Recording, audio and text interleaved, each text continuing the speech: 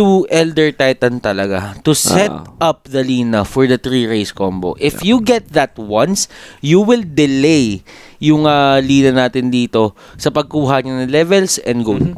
I think si Zarori na lang. But we do have our game na mga chong. TNC versus Clutch. Game number 1 of a best of 2 series. Best of 2 lang mga chong. Sorry kung di na namin kayo mga shoutouts. Maybe later sa post-game mabibigyan namin shoutouts. Pero this time, focus muna tayo sa ating laban. Parang Butters, paalala natin ang mga teams natin dito. Let's go for the team rundown. It's Kuko on the Bane, Tims on the Elder Titan, Armel on the Shadow Fiend, Raven on the Tiny, and medyo Sayori. Ano ba yan? Sam H on the Nick Assassin. Samantala, sa kabila, si Parang Yol, ating Rubik, Afromush, Sand King, you have Ajit Lina, you have Faded sa kanyang Lifestealer, and Skylark with Tide Hunter. Game number 1, SF laban sa Lina. You mentioned this kanina na meron talagang big power spike ang isang Lina over the Shadow Fade.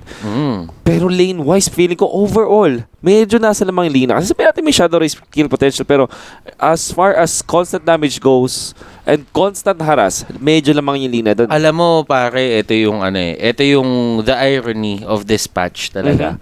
Na dati kasi, kapag sinabi mong Lina SF will go down. Okay. Talagang walang chance, mga kaibigan. Pero mamaya natin pag-usapan ng chance, Wolf. Ito na, inahabol na. Of course, that's the Elder Titan. Level 1 pa lang, so hindi ganun kadaling mabuhay dito. Especially with 3 stuns coming out from Clutch Gamers.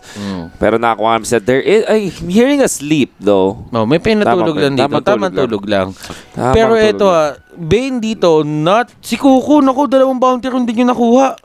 So 3 pa rin yung bounty rune na nakuha nila. So habang natutulog sila doon. Elder Titan, kahit pa paano, bawechi-wap siya dito. Yeah. Like, overall, parang pantay lang yung net worth ng Oil, especially with the bounty roads. But I think yung upper hand dito sa side ng TNC, having that creep block, the body block dito sa mid lane, perfectly done. Para yung equilibrium nasa side nila, and that means na mahirapan dito yung SF. But there could be a wraparound though, paring Butters. Ito na nga, titignan natin dito. Will Kuko see this? Ito yung pinaka-problema nila yung kill potential ng dalawang supports dito for the side of CG sa kahit anong lane nila is super good. I don't think sa offlane may ganun na factor. But kung dun yan sa may offlane, sa may safe lane nila, mid lane nila, there is always the kill factor. Open wounds, you have the LSA, ang daming ways. We find ways. Yup. Our stun connection on to Armel. Meron ng follow-up. Ang ganda naman ng Baro Strike na yun. Mukhang enough damage. Pero hindi, pinatulog dito. Tulog mo na parang Nina. And Ajit will definitely not get the kill. At masyado kasi di malayo si Afromush para tanggalin yung sleep dun sa kanyang trauma. I think kung mas na-identify niya mas maaga yun, pwede mo niya tayong sleep and there could be a potential kill. Pero yun na, nangyari na dapat mangyari. Ito pare, kahit pa paano medyo masama yun for the side of TNC. Kasi infeeble sana yung lalagyan dito ni Kuko Okay. Because it will be very hard for the SF na makapag-last hit considering na wala naman siyang extra souls na nakuha dito dahil wala naman cheeky play na nangyari. Sleep yung nalagyan niya, Nightmare yung nalagyan niya. So technically, this is going to be a free lane up until level 2 for the Lina. Hindi niya kakayanin. Tingin ko yung SF dito medyo magkakaroon ng problema. Pero up until level 2 lang naman. Pero dito, naku po, nagkaulihan na stun mga kaibigan. The Dragon's Life is there. The brain sap won't be enough to save him and the sleep will get thrown out dun sa may kabila. Ayaw pa magbata ni Armel ng race kasi alam ni Armel na yung race ka dito is medyo taubuts pa. Level 1 pa lang, paring Butters, not as much. Again, na-patch na rin na hindi ganun kalas yung stacking sa level 1. Nice stun dito mula kay Ajit to get out. May salve na rin nagagamit. May follow-up stun, of course, para hindi siya mahabol. Actually, natanggal yata yung salve niya doon, paring Butters. Alam mo kung ano nangyari doon na, alam mo isa sa mga pinaka-notable factors na nangyari doon for TNC? Hindi low yung Bane. Just because meron din siyang brain sap, diba? And na-takedown din siya. But still, kung titignan mo dito, wala namatay dito sa side ng CG, pero mababa yung buhay nila. And in terms of resources, you wouldn't want that If you die, mamatay ka na lang. Kumbaga, mamatay ka na lang Kasi wala, gagamit ka din ng resource mo. Mas mahirapan ka pa sa lane in the long run. So, ito kailangan i-capitalize ng TNC to, tingin ko. Ito, level 3. Level 3, 1, 2. Lumaban. Lumaban ang kuya mo, pero he will still fall. It comes sa turn mula sa Rubik, napatay nila yung Bane. Meron bang follow-up kill dito? Hinabon nila si Armel.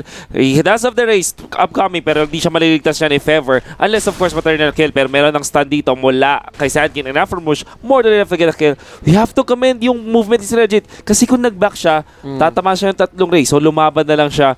Napalaban ang kuya mo, pero I think that's for the better. That's the best play you can make out And technically, mga kaibigan, hindi rin nakuha ni Armel yung kill eh. Okay. Napunta din kay Kuko eh.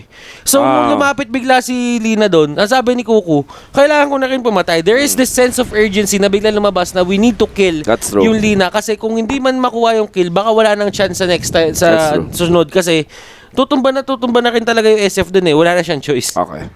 Very much true. Samantala, top lane, life stealer dito, low in health. Ang ganda naman ng impale. Nag-jumping brothers na doon. He will fall. At hindi pa sila tapos dito. May damage pa rin si Tim. So nag-right click pa sila dito. Gina-juggle din yung mga aggro na to. Riol will try to fight. But the Fade Bolt will not be enough. Samantala, Samish will just heal up. Gamit ang kanyang salve dito. Walang further kill. But that's a kill on the life stealer, paring Butters. Ayun na nga pare. Pero dito kung niisipin mo yung ginagawa dito nila, nila Nyx, Nyx Assassin, sila Sam H, yung combat nila ginaw dito si Yol, they actually plan to kill. Pero ito na nga, nagkakaroon na naman tayo ng onting engagement dito. Sam H, mga kaibigan, meron ba siyang stun dito? Meron siyang carapace, pero the telekinesis is there. Oy, si Tips, napatay si Yol! And nandito na the turnaround, mga kaibigan, the final countdown, the turnaround, the stun on the Sand King. Tingnan natin kung tutumba pa siya dito, and Barrow Strike will be used, pero tutumba pa rin siya. Meron pa rin humabol na projectiles dito, and Faded, trying to fight, pero wala. Creep na lang talaga. Mahirap din naman talaga ang patay sa life stealer, but that was a crucial kill dito para sa TNC, getting the better of Clutch Gamers. Kahit pati na rin nila masyadong na-control yung Nyx Assassin para makapag gamit ng stun, pero it didn't matter kasi meron naman doon backlines. I think masyadong nag-invest yung Clutch Gamers sa pag-kill dun sa Nyx Assassin na nakalimutan na nila na meron pala silang heroes din na ganoon din naman, malambot din naman. Rubik and support Sand King, not as tanky. Pero ito, Rapsi Baby, mga kaibigan, si Kuko dito nauli pero hindi talaga eh. 2 raises, 3 raises. Kailangan pa na isang tama dito, mga kaibigan. Makakatama kaya may LSA na, hindi nyo napipilit. Hindi na ipipilit. And ito na ipipilitin nila. Stun, tapos LSA, tapos Dragon Slave, patay. Ang SF, nagsalpa si Ajit, hindi siya abutan dito ng brace up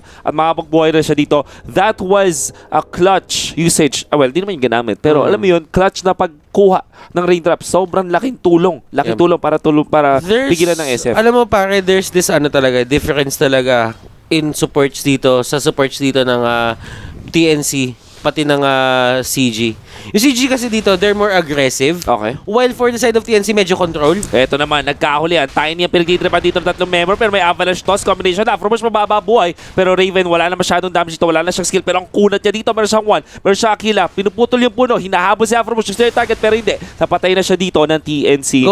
Clutch Gamers, Going back to what I was saying earlier, paring Wolf, yung control at yung aggressive na support. Aggressive support, syempre napupunta yan sa linya ni Sand King. Na talagang papasok siya in your face. Si Bane naman kasi dito, more on control siya eh. It's more of lane disruption, papatulugin kita, kukuhaan kita ng buhay, pero I get the life as well. So, kung isipin mo dito, yung TNC kasi dito, they need the perfect setup talaga to kill a Jit. Katulad nito. Okay, tulad na nga nito. Medyo nagka-main scopes dito. That is gonna be just one race dito. Mababa po ni Ajit na laban. Laban pa yung Laguna, yun lang nga na. Turn up dito ko kung may takas kanya damage siya, salve nga lang. Dito ni Lina, may LSA dito for the turn up. Buhay siya dito. Pati yung Ancestor Spirit, but mababawas yung damage because of the raindrop. What? A misplay mula sa TNC and of course, a good heads up play mula sa Clutch Gamers. Ang ganda na kanilang pag-punish sa pagkakamali doon ng TNC. And there's this moment, mga kaibigan, na when you're actually successful in taking ganks, taking these rotations, and taking down yung mga ganitong heroes like SF, although hindi mo naman siya mababaog ng todo eh, kasi may flash fire mechanic yan with the races. But still, nakikita niyo yung lapses na nangyayari. Kahit yung communication medyo nagiging wobbly na. So, you can't really say na hindi sila naapektuhan dito ng ginagawa ng ng CG. So ito, ang unang mistake is nagpatong yung sleep as well as the race. Again, you have to take note. Invulnerable ka for like 0.5 seconds? 0.5 seconds. 0.3, 0.2? Yeah, something like that. Sa fraction of a second, sa unang gamit ng Nightmare, meron kang immunity dun sa unang instance ng damage. At yun na nga, yung reason. Dun siya naging immune. Tapos syempre, meron setup dito na naman mula sa TNC. This time, mukhang hindi na sila magkakamali. Merong stun to follow. May damage mula kay Teams and enough. Even through the rage, si Armel hindi na umabot para makapag-shadow race. Pero okay lang, mukhang makapush sila sa top. Pero yun nga mga kaibigan, since sasabi na nga natin na mayroong ganong factor dito ang isang SF, that means you can actually disjoint some projectile na tumatakbo sa'yo kapag ka nag-nightmare ka. That's true. So a well-timed nightmare can actually dodge a Laguna Blade. Yes, that's true. That's true. May mga ganong instances eh. But of course, kailangan mo yung timing na perfect. Timing ng perfecto yun. Perfecto, amigo. Oo, perfecto, amigo. Wait na ako, medyo J-baited sila dito. Yun lang nga, may stun. Doon sa Nyx Assassin, mayroong additional dito na telekinesis pero walang damage yun at hindi magiging enough. Medyo late yung Spike Harvest. Tinamaan ng LSC dito yung Nyx Assassin pero may stop. Wala kay Tips. Tingnan natin kung may turnaround. Here comes Raven. Ito na yung average shots pero ang ganda naman ng Maro Strike na yun mula sa Sandy. Pero even better yung Ipel. May toss dito sa dalawa. Patay na naman dito ang Lina. Afromush might be next. May slip shot. Pinatulog at pinatay. Raven getting the double kill. Perfect timing dito mula sa ating Raven Duran. Pero si Samage dito, hindi pa tapos mga kaibigan. The Impel will miss. Sayang. Sayang. Si dito, si paring Arctic Angela na isa sa ating mga subscribers, nasa Ateneo daw siya, visiting his cousin. So, wala. Pero alam mo, wag po tayong mangbabastos. Wag po tayong yan ang number one rule sa buhay. Wag kayong bastos. Oo. Wag kayo sotsab. Wag kayo sotsab. Yap. But, ito parang Wolf. I just need to point out itong fact na to na look at the words dito mga kaibigan ng CG. It is very aggressive. They know that they can fight mga kaibigan, so they will not hesitate to go for this certain points na alam nila na pwede dito sa point na to, dito yung sa jungle dito sa baba, yung malapit sa mid, they know that SF will farm there. Yeah. Kapag mag-shine yung SF, they can actually just go in for the preemptive ambush and actually take him down. Yeah. So they're trying to shut down the SF as much as possible. That's true. And ano ba you talked about shutting down the SF. Gano'n ka-importante ang pag-shutdown sa SF? Kasi feeling ko, pag hindi ka wholehearted na nag-shutdown ng SF, makabaw siya because of the race. But in your opinion, you're an SF player. Parang Butters. I think that eventually kasi, yung SF makapag-comeback siya. But if you're always getting in his face, pwede mo siya mapigilan. At this time naman, Tiny yung kanilang sasagutin. But of course, the turnaround potential from the Elder Titan in the Bane is there. So hindi na magpupursue dito ang Clutch Gamers. Alam mo, bestie, may study nga nung isang araw na mas madalas daw ang Pilipino sa DepEd na website kaysa daw dun sa mga ayaw nating mga website. Ayoko na nakakita dun eh. Medyo ako dun, men. Medyo pag nakikita ko yun, wala, ayoko. Mababa yung loob ko sa ganun. Tama naman. Pero going back, ito si Tide Hunter, pinakamayaman, nice stomp on 2. So ibig sabihin si Skylar, kahit pa maganda yung pwesto niya, wala siyang follow-up, so hindi na siya mag-pursue. Taking some damage, but syempre, kita mo naman yung spacing dito ng Clutch Gamers. And even yung timing na push nila, again, merong siege clip silang dito na kinapitalize at mapupush nila yung tier 1 tower ng mas mabilis as compared to others. But still mga kaibigan, Armel dito finding the space to farm. Ito ang kailangan niya kanina pa. Although mga kaibigan, Lina dito got the upper hand in the middle lane. The network doesn't show that. Yung network chart natin, it doesn't show na Lina dito ang labang talaga sa simulat sa pool pa lang. That's true. Si Tide Hunter dito, given naman niya, Tide Hunter has a flash farm na super spammable, so he's going to have a better time than most of the offlaners natin dito, katulad ni Samage. But still, alam mo yun, it is what it is. It is what it is. Pero kung gusto mo na it is what it is, ito yung makikita nyo stats na sobrang interesting. 4, 2, and 3 ang ating Nina. 0, 3, and 2 ang ating SF. Pero kung sino ang nangunguna sa net worth, it's still the SF. That's the strength of a Shadow Fiend na tamang nabantayan. Sabihin natin yes, for sure, busy tayo niya sa mid. Pero kung nagpe-prepare ka naman ng comeback potential para sa yung SF, okay pa rin. Like, for example, mag-break your stacks or mag-prepare ka ng isang wave or mag-push ka with Shadow Fiend, kayang-kaya nyo makabawi ng SF dahil dun sa kanyang Shadow Raises na kaya na, yun nga, magandang way para makabalik sa isang laban. Nakita ni Kukoy lahat ng galaw dito. Naka-surveillance mga kaibigan si Yul. Nakita niya, naglapag din ng ward. So, expect mga kaibigan na there is going to be a reward dito sa pinaglagyan ni Yul. But kung titignan mo naman parang Wolf, nag-shift na sila eh. There has been some shift on the warding. It's become more defensive din. It's become balanced. I mean, nawala na yung mga wards sila dito. And expecting mga kaibigan na medyo babawi at TNC. Wait lang. Nakahuli na Lina. Ang ganda naman ng Fiend. Slip into the earth. Split. Ang sakit na damage dito. But Agit will still survive for a bit. Binato lang siya dito ng troso. Raven getting the last hit. Samantala, si Kuku dito. Not in a good spot. Pero mapapatuloy niyo din Tide Hunter. And that will be all. Parang Butters. Ang daming nangyari dito. Pero ako titignan niyo itong word na to mga kaibigan. Compared sa mga word kanina na ganito, ayan word dito. Yung word dito sa shrine. Yung medium yan. Mas naging defensive sila ngayon. So they don't want na pumapasok-pasok lang dito yung TNC because they know that the SF can actually utilize this. So hindi nila wala pa ring space. But then again, they need to be they need to find their rhythm uli kasi medyo nawala na sa kamay ng CG. Speaking of rhythm, it's in the side of TNC dito naman. Ganda ng mga pag-chain ng mga disables dito on TNC. Seseta pa na nila. Pero wow, ang ganda ng pag-up ng Hell of Dominator doon para kunin yung pagkatulog doon ni Tidehunter. And Tidehunter, dahil napakulat nga naman, hindi na ipapursue dito ng TNC.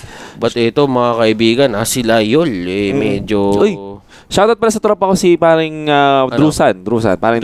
Yan, shoutout sa'yo, paring tol. Pagka gabi ba, Drusan pa rin siya? Drew Moon.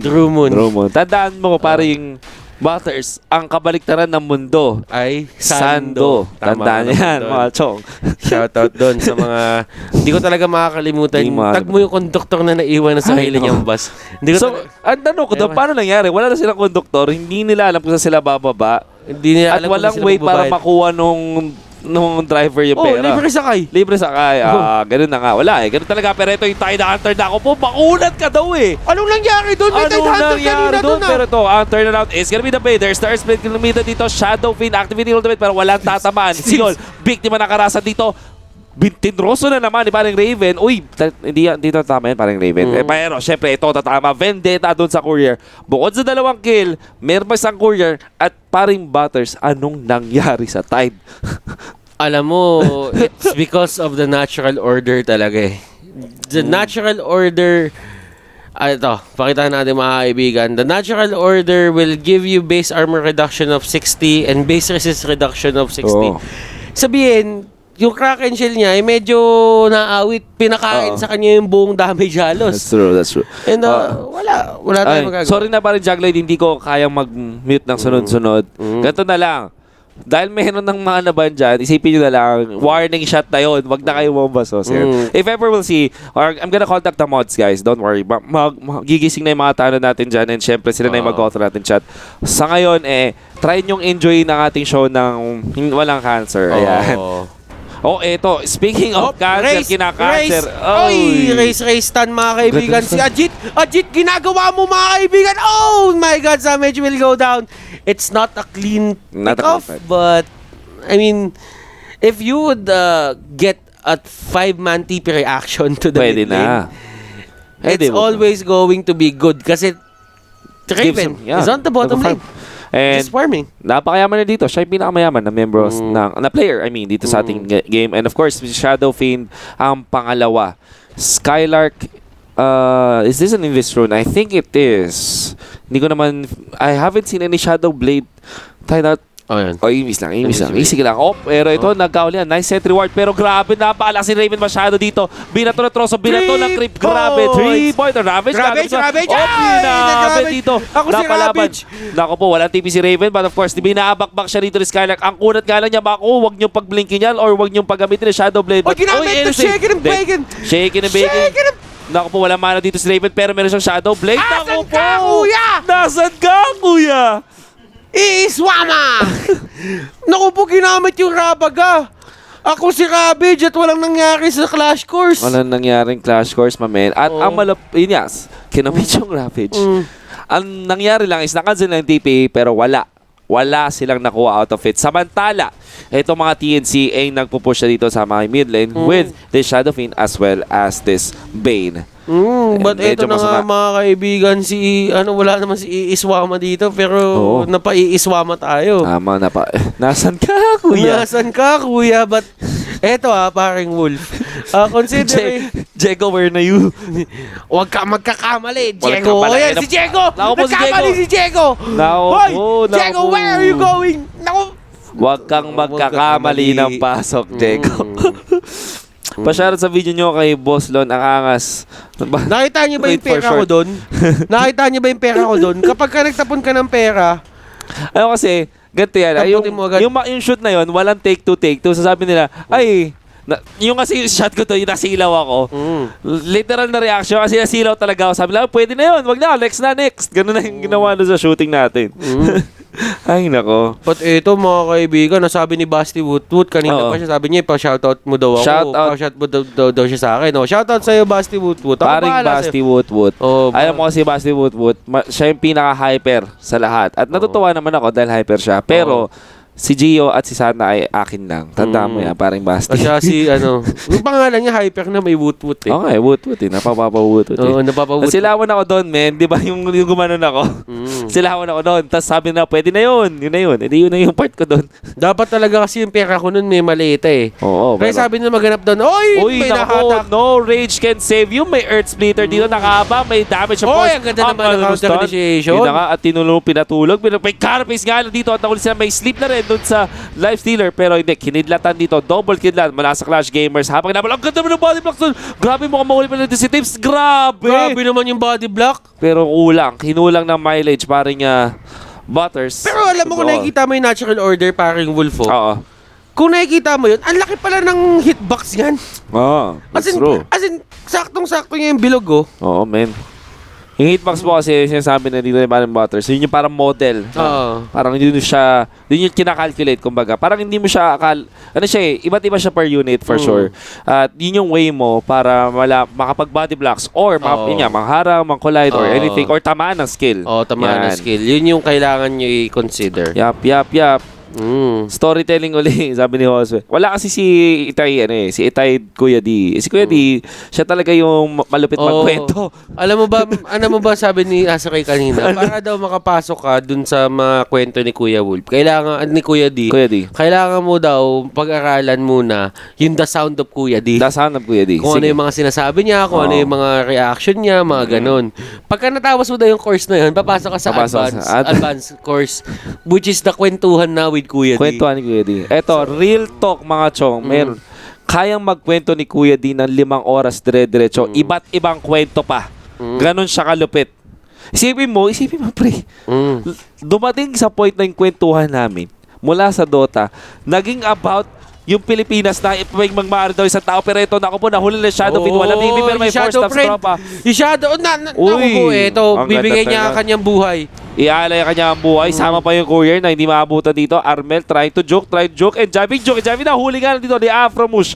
Isang tunay na Afro, meron pa silang stun. Meron, patay. Todas, si paring Armel. At yun na nga, so sobrang lupit magkwento ni Kuya D.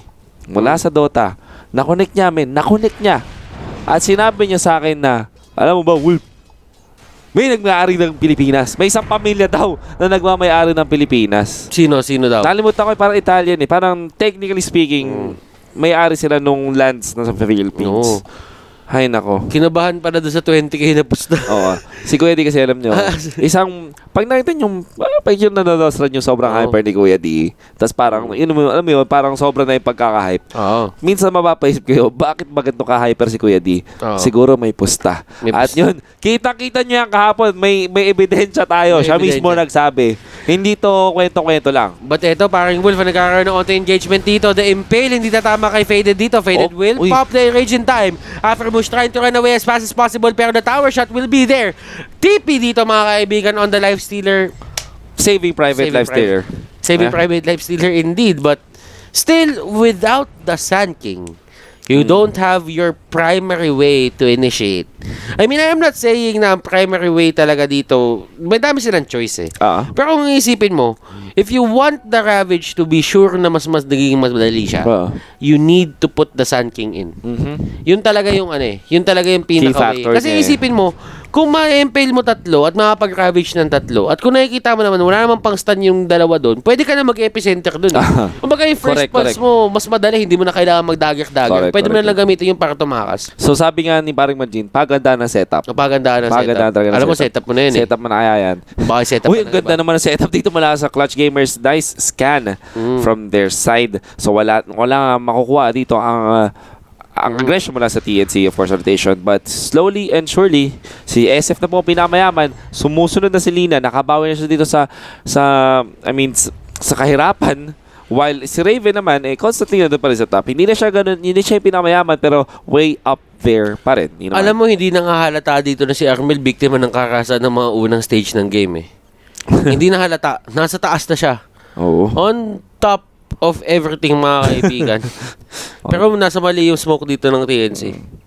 Mali yung nadaanan nila. But it's okay. I mean, nandito pa rin naman, mga kaibigan, yung tower. They can take this. They can force the TP. Yeah, But kasi kapag kami nag-TP dyan, sabihin natin nag-TP agad si Tidehunter o yung SK, kailangan nila sumibachiwap eh. Sumibachiwap? Oo. Kapag hindi sila nagsibachiwap dito, may ravage na tatama sa kanila, may tulog na tatama sa kanila, may tulog. Mga master, babati po, boss.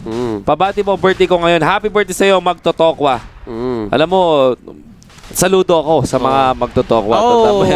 Saludo sa mga bombero.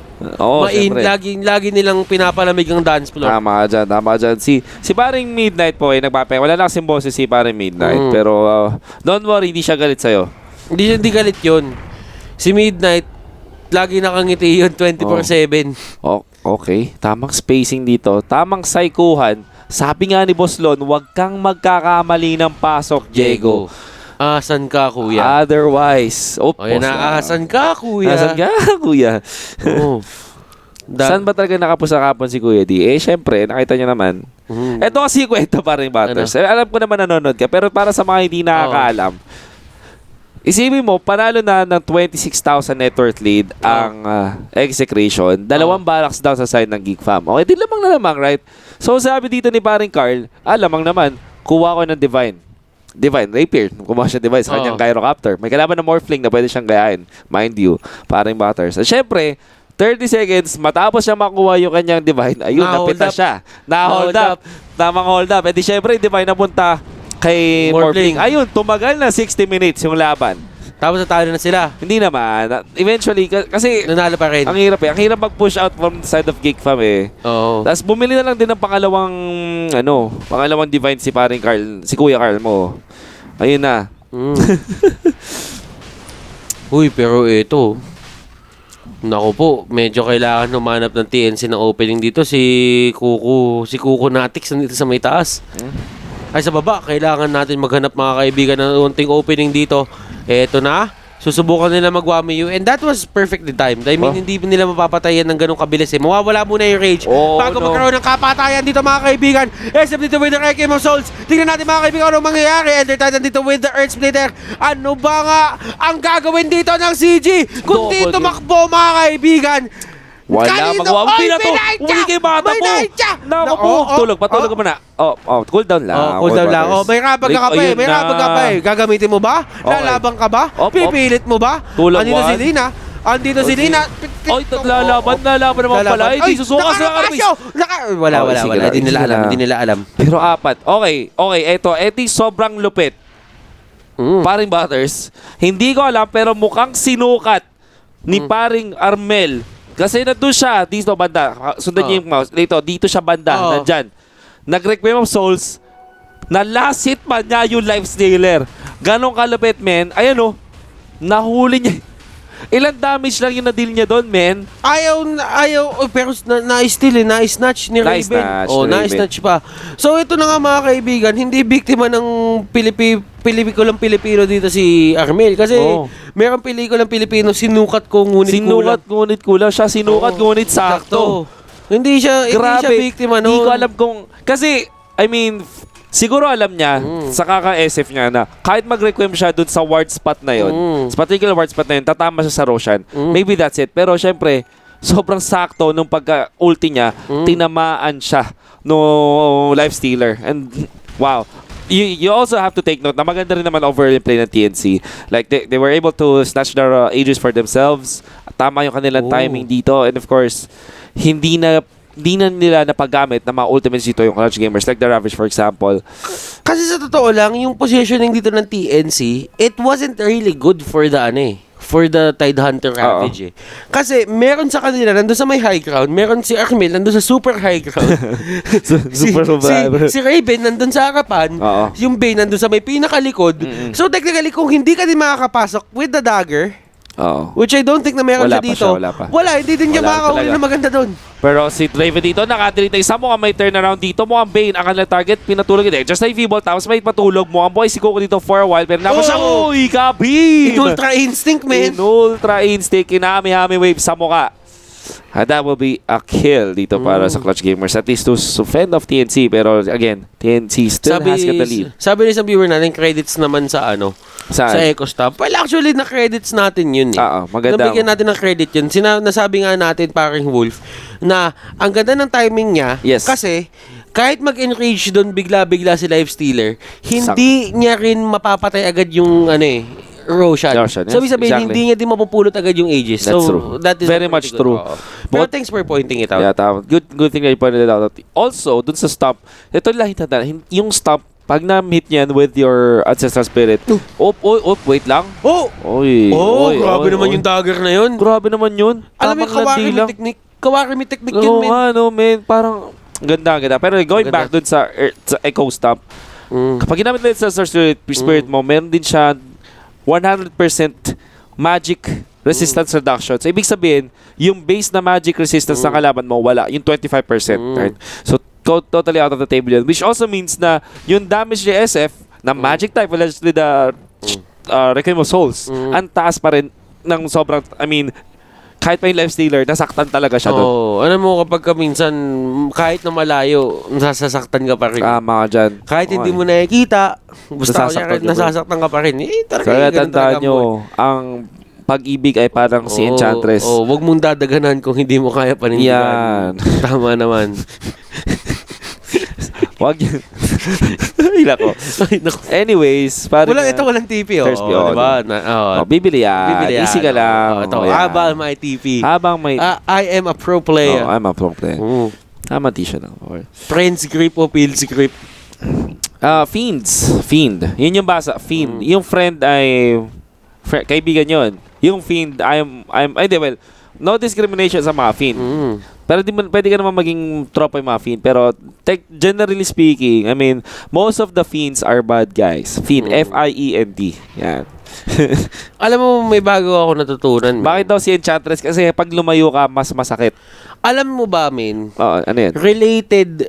Related yung bagong Arcana ni Pudge kay Necrophos.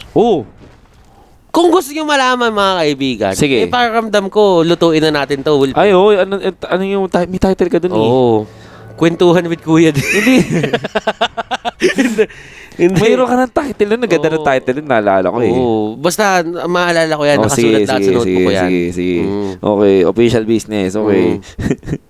Bakit daw si Lord Gas? Sa tingin mo, magbabalik ang Brewmaster pati pag nasa TI? Hindi naman sila nawala. I think yung Brew still way up there. Nice courier. Spotting them. Tapos may blink out para sa teams. Para mag-disengage, walang magkakapatayan. Anong title nun? Kwentuhan with Kuya D. Malakas ba ang Fiend's Grip kay SF? Depende sa pag-aagamit. Kasi pero walang bonus yan. Seriously speaking aside, walang bonus kay SF. Walang bonus yun. Pero syempre, alam mo yun, pag napigilan mo siya. Sir Action Batters. Pwede naman. Sila shoutout ka pala mga bossing natin dyan. Boss Alvin Veterano, Jacket Box. Syempre si Boss Alan Catu ng Diner List. Nandiyan daw sa baba. Paano na yun? Alam mo, idol natin yan si Action Slacks. Nakasama natin ng Manila Masters yan. Humingi ng pa. Bakit daw connected yung kailangan natin lutuin bago mahabang kwento. Technically speaking, mahabang kwento. Sige, mamaya. Pero basically, parang pares yata sila ng pinanggalingan eh. Kasi Sullen Harvest, tama ba? Silent Harvest. May mga gods kasi na kailangan pag-usapan eh. Kasi akala natin, mga kaibigan, yung Dota, andito lang siya. Yung mga character lang na alam natin. Pero hindi natin alam, kapag binasa nyo yung lore niya, may mga side characters pa. Yung mga deities nila, yung mga gods nila, yung mga Diyos talaga nila na sinasamba. Alam nyo ba si Clinks, mga kaibigan? Si Clinks. Ay pumatay ng isang Demon King sa 4th level ata ng Hell. Sa Dota 2. Ganun siya kalakas. Kaya nakuha niya yung Death Pack. Oh, beautiful. Diba? Ice ba yun? Ice ba yun? Mga ganun yung pagka subukan nyo basahin. Ang paborito ko talaga dyan, medyo basic, pero nakakatawa pa rin story. Kwento ni Sky Wrath Mage at ni Vengeful Spirit na lover sila. Kaso kailangan, Hoy! Pero ito na nga mga kaibigan. Saktong-sakto yung gamit Afremosh dito, hindi nakahabol. Oo. Parang, mukhang magandang lutuin nga yan eh. tama ang kwentuhan. Saan po nababasa? Actually, dun sa Dota mo, check mo yung hero. Sa mismong Dun sa Dota mo, click mo yung heroes, makikita mo yung mga story nila isa-isa. Sa mismong client ng Dota. At yung saka, about. Nasa about. Alam nyo ba mga kaibigan, na si Ayo daw, ang pinakamalakas na character sa Dota 2 in terms of lore. Talaga. Mga ganun pa. Alam mo bakit? Kasi alam ko, merong 4 na, ato naman ang pagkakalam ko, merong 4 na parang nagsimula nung universe sa Dota. Si Enigma, si Ayo, tapos may 2 nakakabayo. Ay, yung 2 nakakabayo na yon, si Keeper of the Light at si CK. Related sila dun sa creation ng Dota Realm. Parang ganun na, So, element sila. Kapag nakikita-kita yung mga 4 na yun, tingin nyo, pag naglaro kayo, kumari si Ayo or CK or si Goten, nag-uusap yun for sure. And even si Enigma. Mukhang maganda lutuin yun, parang Wolf. Oo, maganda. Yung kwento ni Phantom Assassin Arcana at ni Oracle False Promise, di ba nagkasabay kasi nung nilabas si Oracle or for a few weeks after nilabas si Oracle, nilabas si Pierre Arcana, tapos related sila with each other. Pwede nyo panoorin yung Lorgasm ni Action Stacks. Pero kung gusto nyo basahin lang, punta kayo doon sa lore. You can actually go for it. Kunwari sa client nyo, meron doon about mga heroes. Kasi si Action Slacks, yung kanyang content kasi, meron pa siyang head canon tawag. Na parang hindi naman talaga siya kasama, pero pinagdudugtong-dugtong niya lang. That's true. Pinagtagpi-tagpi master. Anyways, enough of that. Let's go back to our game. 7,000 network or around 8,000 network for TNC, pero hindi pa ganun kalaki. Actually, it's nothing at this point. They can, and it's still anybody's game feeling ko dito, Barry Matters. Especially if Tims is actually isolated dito, naka-smoke, they're not smoked actually. I was surprised. I mean, yung TNC dito, yung warding nila, hindi na ganun ka-aggressive. Actually, they have 1 ward active right now, and they don't say this. This might, pero, alam nila na Jay Roshan. This is going to be the Roshan attempt. Tignan natin mga kaibigan. Nakita ba si Afremosh doon? Yun yung gusto ko malaman. We don't know. I don't think so. Unless dinaanan siya ng nung tinatawag natin Scissor Spirit. But mukhang hindi nyo yung case. Paring Butters. Naka-smoke dito on TNC. They are on the jungle side of the Dire. Nag-aabang sila dito. Pero sila ata yung nagkapalit ng base. Ng base militar. Naku po, si Agik! Si Agik nahuli! Pero may Ravage! On to, mga kaibigan! Ang dami nahuli doon, pero si Kaibi nakapag-BKB! Nakapag-BKB nga sila dito. Sermel na rin. Nakagamit pa niya ng SM Ultimate dito. The Requiem of Souls. There is gonna be a kill. Mula kay Sermel dito after the Earth Splitter. So, 2 ang napatay dito ng TNC. Napaalupit dito na initiation mula doon sa side ng TNC. Samantala, nakahuli sila dito. Pinalipad, pinatulog, at ni-right-click ni Raven. And of course, this opens up the Roshan. I think yung masyadong magandang initiation ng TNC, hindi na napigilan kasi napagbigyan mo ni si Raven. Damage output-wise, nawalan talaga sila totally doon. Kasi yung life stealer, pumasok, lumabas, tapos technically, after ilang segundo, pumasok siya uli. Kasi sabi niya, I'm out. Wala na akong gagawin dito. But, ang ganda talaga kasi ng pinupunto nila. Tama ka doon, Parry Wolf. Yung punto nila doon, they wanted to get the Lina. And Lina was clearly the nearest hero to get to. And pinap lang siya, parang pimple doon. Parang pimple lang, parang tol. Ito, pinatulog pa. After the rage, may nakabang damage, stun, up. Siyempre, nandun niya. May follow-up, may force staff, okay, may feeble. Pero nakbigay si Raven dito. Gusto niya, merong toss, pero nakapag-invest. Beautifully done. Para dito sa Clutch Gamers, nag-commit ng BKB. Pero wala sila makakuha, para Matters. But ito mga kaibigan knowing CG, medyo nasa alanganin sila dito. Kasi they don't have their ultimates. And etong TNC, they'll just fight. Wala naman siya nang iniisip dyan eh. That's true. Tinan mo dito, yung Earth Splitter is at 5 seconds na lang. Makakabalik na huli sila sa laban.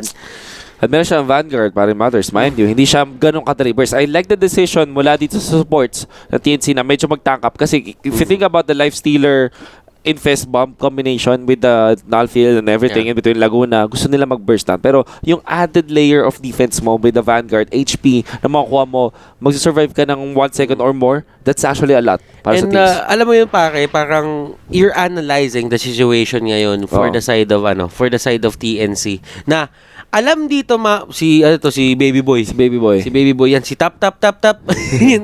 Pero eto kung papapiliin ka mga kaibigan, yung Lina, saan niya gagamitin yung Laguna Blade? Kay Elder Titan ba? O kay La SF? Who would you want to burst down?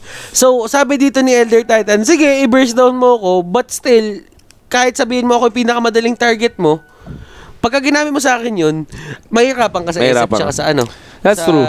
Tiny. That is very true. Parang ang hirap na mag-allocate ng resources dito sa as if you're clutch gamers.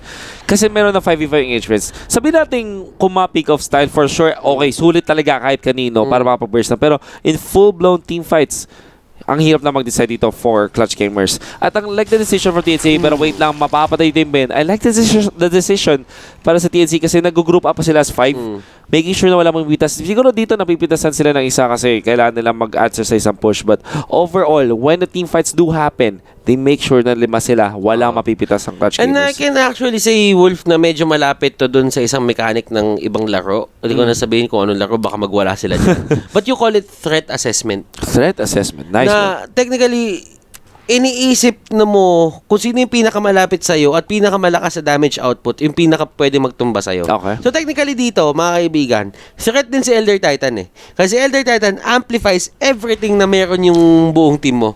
So if you wouldn't go for him first, maunahin natin si SF, sige, mapatay niyo yung SF, there will be a time na yung Tiny dito papasok, ikikilib kayo lahat. Yun yung pinakamangyayari sa inyo. So in terms of threat assessment, parang lahat dito sa TNC, threat na Yun yung Very true. Paring batters dito. At what is that? Is that a creep wave? Creep wave ba yun? Nilagpasan nila? Nagkalagpasan ng creep wave. Ano yun? Interesting. Pero wala lang yun. Threat assessment. Ayun. Bago pong kaalaman ngayon. I think na hindi naman siya sa ibang MOBAs tinapla. I think for all MOBAs, particularly Dota2, kailangan mo rin yan I mean, threat assessment, ang malapit pa sa Dota, parang sa split second, kailangan mo mag-decide ng yung threat. Kasi kahit sabihin overall threat assessment, yes, meron ganun. Pero the micro level, sa isang team fights, you always have to think about that as well. Kunwari, nabato na yung 2 stun. So do you think na, kunwari, magandang classic case. Kunwari, sa laning stage, may Vengeful Spirit. Tapos, merong isang may Vengeful Spirit kalaban, meron kayo nahabol na Tide. Tapos, meron ka, Ogre Magi ka at something like a Gyrocopter. So, yung 2v2 na yun. Kung meron ka pang stun as the Rubik, tapos tumatakbo yung isang Tide Hunter, syempre, minsan, mas magandang stun mo na yung Venge kesa dun sa Tide. Kasi yung Venge, pwede pa niya ma-counter yung stun. So, it's one of the threat assessment. Kasi yung Tide Hunter na low health, for example, hindi siya threat sa'yo Hindi mo na siya kailangang stun. Pwede mo na i-commit na lang yung damage mo. Stun mo yung kakampi niya para hindi siya maligtas. Yun yung maganda sa Dota. Yung threat assessment always changes. Always changes. That's true. Hindi siya talaga specific sa isang tao lang. Oo. Barring Thursby. Ito na, of course. The push coming out from TNC. Ito naman ang medyo masakit. Yung mga siege script din talaga. At yun pala si Boss. Naku po, may binrek dito. Nakipag-break muna. Shoutout pala. Nakuha yung avalanche, man. Shoutout pala sa pinaka-pogi natin. Si Boss Alan. Naku po, boss. Pwede pala yun. Naku po. Hoy, pero ito, nahuli mga kaibigan si Hermel sa gitna. Uy, tutulog na naman. Na-avalanche, pero yung damage talaga It was again that clutch sleep. Again guys, invulnerable ka sa first fraction of a second na ginamit nga naman yung sleep na yun. Tingin ko lutuin na yan. Gusto nila talaga lutuin na. Baka iluto pa ng iba yan Iluluto yun na yan. Natin, sige mga chong. Don't worry. We'll think about it. Alam mo, pag-iisipan namin yan. Pero usapin ko yung talent manager namin para dyan. Easy lang kayo. Pero ito si Skylark Pigeonfly. Skylark Pigeonfly. May infest na naman dito. Naku po, nagkakitaan mga... Oy! Ano yun? Ba't tumalon? Oh no! Ba't may taong tumalon? May tao tumalon, pero may 4-stop si Elder Titan. Mas mabilis yung 4-stop. Naku po, nahuli dito si Tidehunter. At grabe, makunat to yun. Hindi siya makunat at all. 1-for-1 trade off. Fantastic sa down. Epicenter ginamit, pero may bigay dito si Raven saka si Armel. Right na dito si Armel. Gustong siya si Lifestealer na naghihilap ng konti because of the lifesteal, pero wala siyang damage with Night Feeble. Nahuli pa na feed script. Patay siya dito. Ang daming Infinity Stone! Oy, nanakaw na naman. Ang daming Stone, pero nanakaw yung Requiem of Souls. Walang Ayun, tignan mo, may dalawang Infinity Stone! Infinity Walk, mga kaibigan! Hawak-hawak dito! Naku po, si Thanos!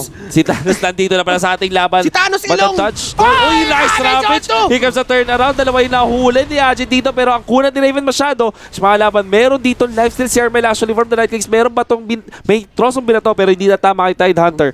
So, after all the full-blown team fight, 2-for-2 yung naging trade. Pero mukhang lamang pa rin ng TNC dito. Nag-aabol pa rin sila. Ajit tipping out. Tips. Uy, ako po na-use pa dito. Stop to follow. Here comes Armel. Earthsplitter, kinasala 1. Pero 4-stop. Ginagawa mo. Uy, isa na lang yan. Shadowblade. Kalabitin nyo. Shadowblade, pero walang tipping. Asan ka, kuya? Nasan ka, kuya? Nako po, eto. Nako po, nahuli pa yung Sand King.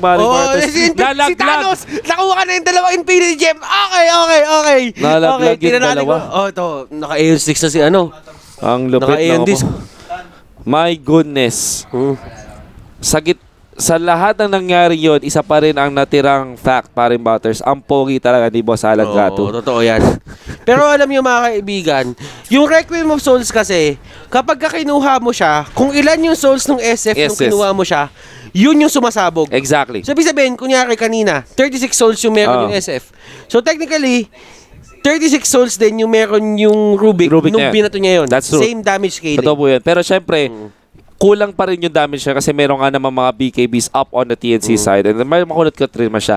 That also applies sa something like an Eclipse. So kung may Eclipse, kunwari yung di ba yung Eclipse kasi dependent siya sa Luna. Pero wait lang, mamaya ako na-explain dahil mukhang nagkaroon na clash dito.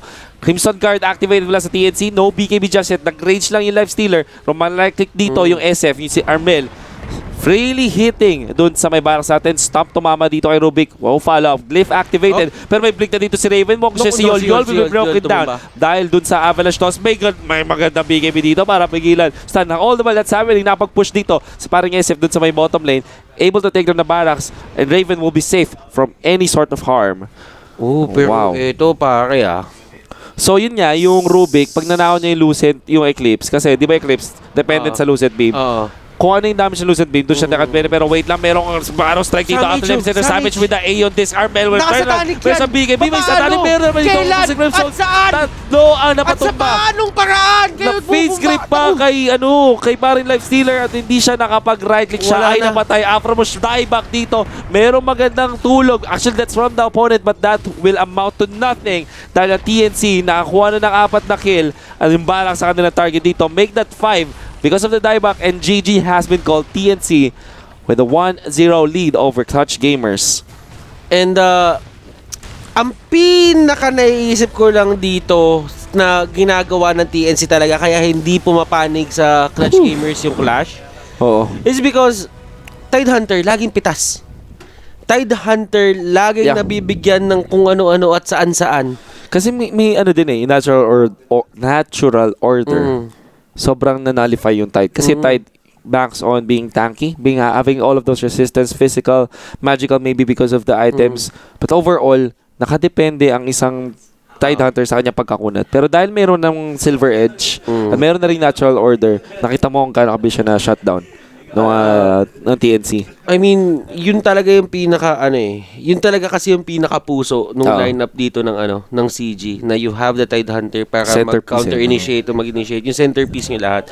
Na pag yung centerpiece nyo na yun nawala, kunyari main dish nyo nawala, puro appetizer na lang kayo lahat. Wala nang dating, kumbaga. Wala na dating, kumbaga. That's true. And you saw kung paano in-assess ng TNC yung threat nila. Like you mentioned, Silver Edge, natural order, delete the Tidehunter as much as possible and lagay mo yung Bane sa likod para every time they go siya, Fiend Script Matic, walang follow-up to cancel. The Fiend Script para ma-contain naman yung Lifestealer. Perfectly done mula sa TNC. So yun nga mga kaibigan, sa lahat ng tatanong kung paano yung mga stacking ng Rubik sa Requiem of Souls, sa Luna, sa Luna sa Eclipse, kailangan mo tignan kung ano yung ninakawan mo at anong level yun. Kapag meron ka ng basis na ganun, malalaman mo kung ano yung damage output. Basically speaking, kunwari yung Lucid Beam, diba? Ay, Eclipse, level 4 siya. Level 4 din mo. Ay, level 3. Level 3 yung Eclipse. Tapos level 4 yung Lucid Beam. Oo. Yun yung makukuha mong level. Yun yung makukuha mong specific level. na damage. Oo, specific damage yan. So, hindi yun talaga kapag nanakaw mo, walang silbi. Oo. Kasi wala kang ganun. That's true. So, yun na muna mga chong. Wala pa si Tatay dun, no? Pero, yun. Mamaya siguro magkakasya. That's it for game number 1. Don't worry, guys. We will be back for game number 2. Shoutouts pala kay Boss Alad Gato nandito. Wala sa Team Sureway at syempre sa Diner List. Yan.